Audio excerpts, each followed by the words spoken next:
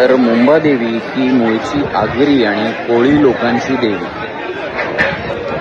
म्हणजे मराठी आगरी आणि कोळी लोकांची देवी. इथं आल्यावरती एक गोष्ट मला जाणवली, मुंबई सर्वांना सामावून घेते असं म्हणतात आणि मुंबादेवीच्या नावावरूनच मुंबई असं नाव पडलेलं आहे. गोष्ट काय जाणवली मला इथं, आपण बघा कर्नाटकांमधल्या मंदिरांमध्ये गेलो तर आपल्याला कर्नाटकात आल्याचा फील येतो, गुजरातमधल्या मंदिरात गेलो तर गुजरातमध्ये आल्याचा आपल्याला फील येतो.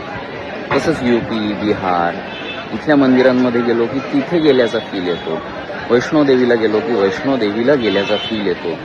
मात्र मुंबईतल्या मुंबादेवी मंदिरात किंवा तशा मंदिरांमध्ये गेल्यावर देखील तुम्ही युपी, बिहार किंवा वैष्णोदेवीच्या मंदिरात आल्याचाच फील येतो.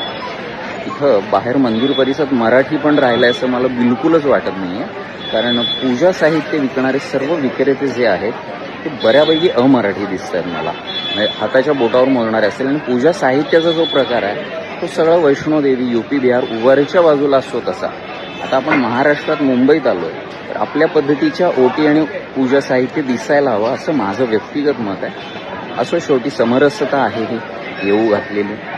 मुंबई सर्वांना सामावून घेते. हे सामावून घेत असताना मराठी माणूस कुठं आहे, प्रत्येकानं विचार करायचा. वाद घालण्यापेक्षा विचार केलेला जास्त बरा. बाय.